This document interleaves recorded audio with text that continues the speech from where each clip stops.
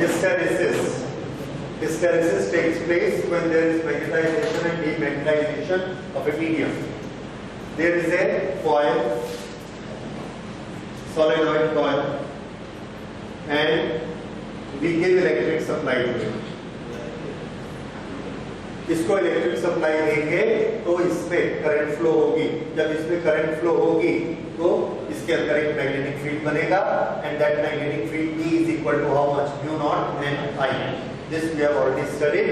There will be a magnetic field here. ये जो magnetic field है इसका नेचर कैसा होगा?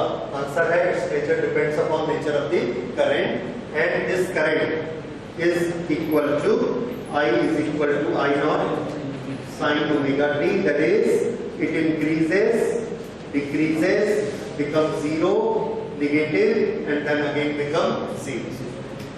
ये इसका नेचर होता है। This current goes on oscillating. ये करंट पहले इंक्रीज होती है I, it becomes I naught, then it becomes zero, then it becomes minus I naught and then once again it becomes zero. अगर I का ऐसा variation होता है तो मैग्नेटिक फील्ड का भी ऐसा ही वेरिएशन होगा। एक बार magnetic field zero, then it will be full, then again it will be zero, then in opposite direction it will become full, again it will become zero. इस तरह से इसका ये मैग्नेटिक फील्ड बदलते रहता है। अब इसके अंदर हमने यहाँ पर एक ये सॉफ्ट आयरन कोर रखा। इस सॉफ्ट आयरन कोर को जब ये मैग्नेटिक फील्ड ऐसे टच करेगा तो इसके अंदर मैग्नेटिक फील्ड लाइंस आ जाएंगी और आपको मालूम है ये फेरोमैग्नेटिक मटेरियल है, आसपास जितना भी मैग्नेटिक फील्ड बनेगा अपने अंदर मिलेगा तो इसके अंदर एक मैग्नेटिक फील्ड डेवलप हो जाएगा। That magnetic field that is also a magnetic field, this is also a magnetic field. दोनों को डिफरेंशिएट करने के लिए हमने दो अलग-अलग नाम रखे हुए। क्या नाम रखे हुए हैं? ये वाला जो मैग्नेटिक फील्ड करंट बनाती है उसका नाम हमने रखा H and this is magnetising field, magnetising, and B this is magnetic field, magnetic field in the medium. तो मैग्नेटाइजिंग फील्ड कौन है? H। मैग्नेटिक फील्ड कौन सा है? B, जो इसके अंदर बनेगा। B किसके कारण बनता है? H के कारण बनता है, ये हमको मालूम। अच्छा, जैसे जैसे हम H बनाते हैं वैसे वैसे B बनेगा। जब H ज्यादा होगा तो B ज्यादा होगा, जब H उल्टी डायरेक्शन में होगा तो B भी उल्टी डायरेक्शन में होगा। तो हम ये स्टडी करते हैं। अच्छा, इसके अंदर जो B बनता है फेरोमैग्नेटिक के अंदर, जब ऐसा H है तो ऐसा बनेगा और जब ऐसा है तो ऐसा बनेगा। ये कैसे हो जाता है? तो आंसर है हमने फेरोमैग्नेटिक मटेरियल का नेचर पढ़ा है। फेरोमैग्नेटिक मटेरियल में यहाँ पे ये क्या चीज है? डोमेन्स। नॉर्मली ये डोमेन्स कैसे होते हैं? ये डोमेन्स इस तरह से क्लोज सर्किट बना के रखे रहते हैं। जब ये इस तरह से क्लोज सर्किट बनाते हैं, इसका कोई भी नॉर्थ एंड साउथ ये फ्री नहीं होता है, साइकिल में क्लोज होता है तो उस समय ये मैग्नेटिक फील्ड कितना दिखाता है? जीरो। और इस समय ये मैग्नेटिक फील्ड कैसा दिखाएगा? फुल। ये फेरोमैग्नेटिक मटेरियल, ये मैग्नेटिक बना और ये मैग्नेटिक नहीं है। अगर इसकी डायरेक्शन को उल्टा कर देंगे तो -B नॉट। ये समझ आया? ये किसका नेचर है? फेरोमैग्नेटिक मटेरियल का, जो हमने यहाँ पे रखा। ये किसका नेचर है? कॉइल का, जिसमें करंट फ्लो हो रही है, ये ऐसी होगी तो यही इसका ग्राफ हो जाएगा H का। तो ये क्या बन रहा है? H। और ये मैग्नेटिक फील्ड का इस तरह से बनता है। ये हमने बेसिक नॉलेज दिया। अब हम हिस्टेरेसिस पर आते हैं। ये हम पीछे सब कर चुके हैं। अब हिस्टेरेसिस को देखिए। हिस्टेरेसिस के लिए हमने एक ग्राफ बनाया। ओके, इस ग्राफ में वाई एक्सिस पे लिया magnetic field which develops in the medium और एक्स एक्सिस पे लिया मैग्नेटाइजिंग फील्ड H। तो टेबल बनाया, टैबुलेट किया, H की वैल्यू हम इसमें ग्रेजुअली इंक्रीज करते हैं। जैसे जैसे H इंक्रीज होता है वैसे वैसे B भी इंक्रीज होते जाता है and we get a graph like this. इसको यहाँ पर ग्राफ को देखिए, ये H बढ़ने से ये भी बढ़ता जाएगा and this will become this way. H बढ़ा, B बढ़ा, फिर H बढ़ा, फिर B बढ़ा, फिर H बढ़ा, फिर B बढ़ा, ऐसे H को हम बढ़ाते जा रहे हैं करंट देके और B बढ़ते जा रहे हैं। लेकिन हम फिर क्या देखते हैं कि H को हम बढ़ा रहे हैं, B का बढ़ना थोड़ा कम हो गया और थोड़ी देर बाद B ने बढ़ना बंद कर दिया। भले आप H को बढ़ाते जाइए, B ऊपर की तरफ नहीं बढ़ रहा है, ये ऐसा आ गया एंड इससे और ज्यादा मैग्नेटाइज नहीं होगा, सैचुरेट हो गया। और इसका क्लियर कट, ये बहुत इजी है समझना। ये वाले जो रिंग्स आप देख रहे हैं, मान लीजिए इस रिंग्स में 1000 डोमेन्स हैं, हमने H बढ़ाया, उसने 1000 में से 100 को तोड़ के सीधा कर दिया, मैग्नेटिज्म आ गया 100 का। फिर और H को बढ़ाया, उसने 300 को तोड़ दिया, 300 सीधे हो गए। फिर और H बढ़ाया, 700 हो गए, 100, 300, 700। और हमने H को बढ़ाया, पूरे के पूरे 1000 सीधे हो गए, B मैक्सिमम हो गया। उसके बाद हमने और H को बढ़ाया। अब क्या होगा? अब उसके पास और है नहीं, पूरे 1000 के 1000 सीधे हो चुके हैं। अब आप H को बढ़ाते जाइए, हम क्या देख रहे हैं? B नहीं बढ़ता, क्योंकि जितने डोमेन थे सब के सब सीधे हो चुके। इसलिए एक सैचुरेशन पॉइंट आता है। सो this is a saturation point. अब हमने क्या किया? H को कम करना शुरू किया। ये देखिए यहां पर करंट फुल हो गई, करंट फुल हो गई, H कैसा हो गया? मैक्सिमम। अब करंट कम होती है तो H भी कैसा होता जाएगा? कम। जब H कम होगा तो B का क्या? B भी कम होता चला जाएगा। जैसे H ने अपनी पावर लगाई और 1000 के 1000 को पकड़ के सीधा कर दिया, अब उसने अपनी पावर विड्रॉ कर दी। अगर उसने H कम किया तो ये फिर से रिंग बनाने शुरू कर देते, फिर से आपस में रिंग बनाने शुरू करते, तो B की वैल्यू कम होते जाती है। तो उसको हम ग्राफ में दिखाते हैं कि H को हमने कम किया और B की वैल्यू कम होनी शुरू हो गई। ये इस तरह से ये कम होता चला गया। अच्छा, इसको पहले एक बार आप पूरा देख लीजिए, फिर ड्रॉ करिएगा, नहीं तो ठीक से ड्रॉ नहीं होगा। ये B की वैल्यू कम होते जाती है। H को कम करते करते करते हम कहां तक ले आए हैं? 0 तक। H कहां आ गया? 0। हम क्या एक्सपेक्ट कर रहे थे? B भी 0 हो जाएगा, पर B 0 नहीं होता। H 0 हो गया, B 0 नहीं हुआ। हमने जो 1000 डोमेन को सीधा किया था, H को हमने पूरा विड्रॉ कर लिया और हम ये सोच रहे थे वो 1000 फिर से पूरा रिंग बना लेंगे, पर हमने क्या देखा? 900 ने वापस रिंग बनाया, 100 अभी भी सीधे के सीधे पड़े, यानी उसमें थोड़ा सा मैग्नेटिज्म बाकी रह गया, वो उसमें रिटेन हो गया। कितना मैग्नेटिज्म रिटेन हो गया? तो अगर हम इस पॉइंट को P लिखें तो OP, ये वाला मैग्नेटिज्म इसमें रिटेन हो गया। So this is known as retentivity, OP।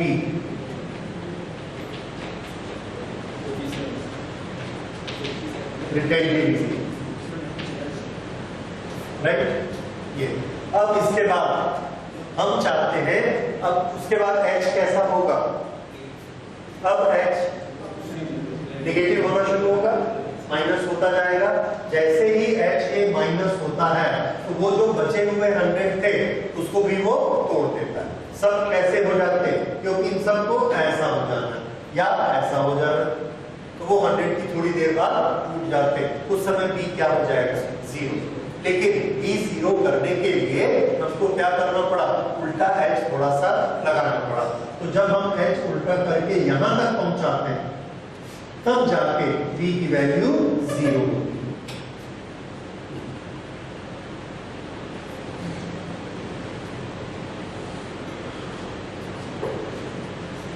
Okay, इसको मैं फिर से बनाऊंगा।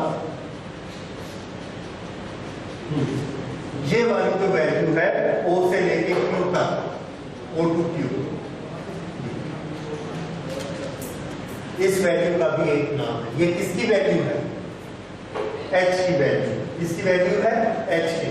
ये वाले निगेटिव H ने क्या किया, जो रेसिडुअल B था, जो बचा हुआ B था, उसको डिस्ट्रॉय करके 0 बना दिया।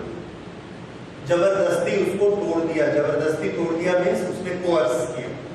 सो this is known as coercivity, OQ।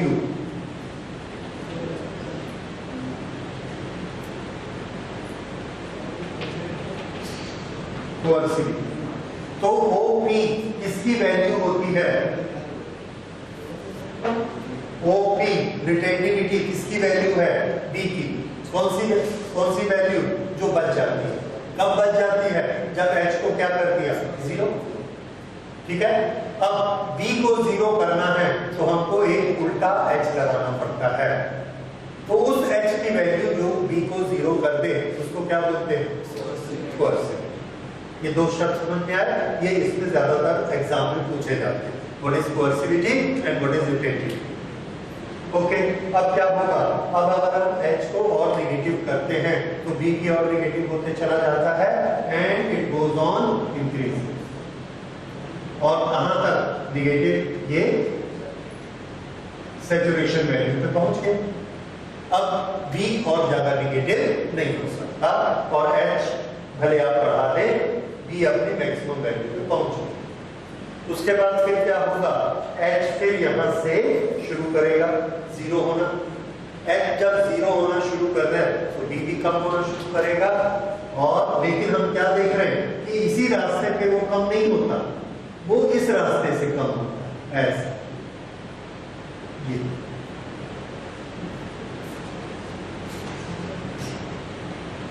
Okay, h को हमने कर दिया 0।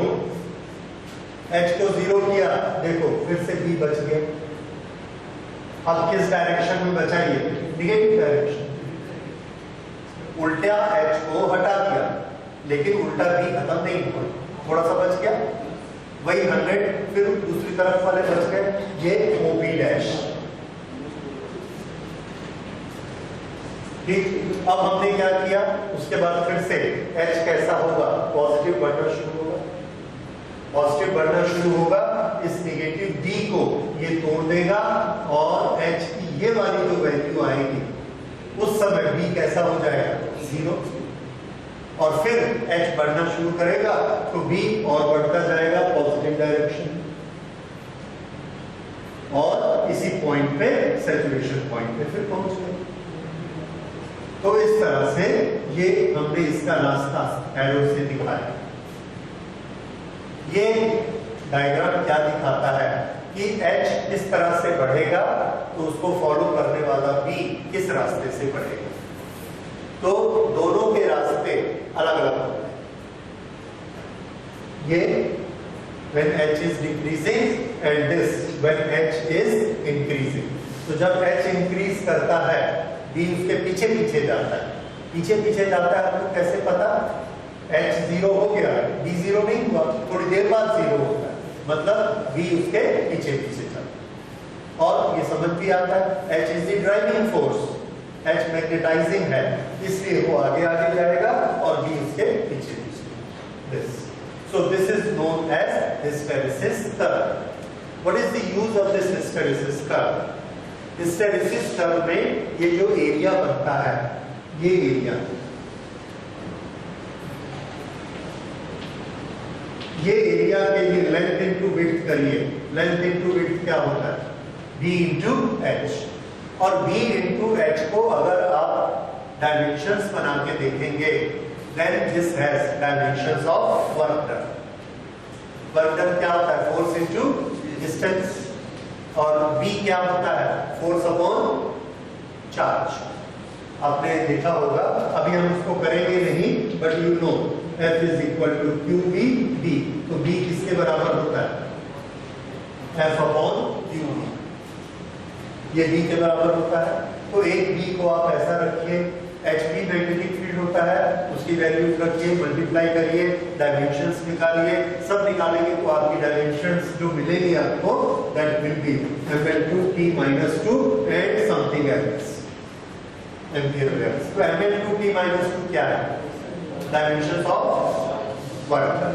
दैट मींस ये एरिया किसको रिप्रेजेंट करता है, वर्क डन। किसने किया वर्क डन, कहां हुआ वर्क डन? तो आंसर है, ये जितने डोमेन ऐसे थे, ये डोमेन फिजिकली ऐसे हुए, फिर इधर मुड़े, फिर ऐसे हुए, फिर इधर मुड़े। तो ये एक फिजिकल वर्क कर रहे हैं, घूमने का फिजिकल वर्क कर रहे हैं, that is the loss of energy, right? So hysteresis shows loss of energy. इसलिए हिस्टेरेसिस के कर्व जो हमको मिलेंगे, उसका एरिया कैसा होना चाहिए, बड़ा कि छोटा? Answer, it should be as small as possible because it is a loss of energy. Hysteresis is not energy, it is loss of. क्यों? क्योंकि ये काम इसको डोमेन को सीधा और उल्टा करने का है। डोमेन को सीधा उल्टा करना, ये हमको रिजल्ट नहीं चाहिए, वो तो उस प्रोसेस में होता है। So that is a loss. So hysteresis is a loss of energy.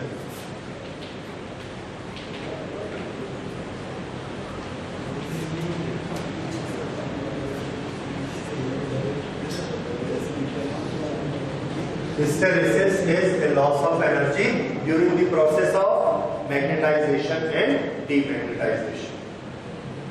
ठीक है, ये दोनों की डेफिनेशन आपने लिखी, रिटेंटिविटी एंड कोएर्सिविटी। थोड़ा एक एक लाइन लिख लीजिए जल्दी से। Retentivity is that value of magnetic field which is retained by the medium. Retentivity is that value of magnetic field which is retained by the medium when magnetizing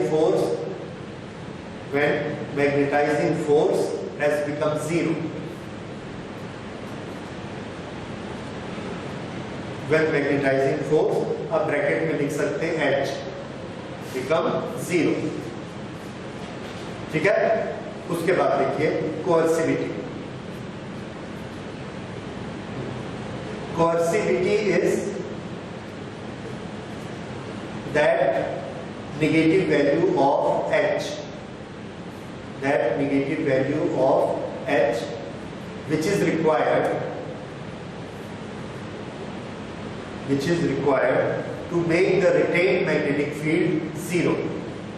To make retained magnetic field as zero. ठीक है, तो कोएर्सिविटी किसकी value हो गई, H की, और retentivity किसकी value है, P की, जो उसमें मैग्नेटिज्म बचे। हिस्टेरेसिस लॉसेस क्या हुए, the loss of energy due to magnetisation and demagnetisation. उसके बाद लिख लीजिए larger the area, larger are the losses, larger the area, larger are the losses. Therefore, area must be as less as possible. Area of hysteresis curve should be as small as possible.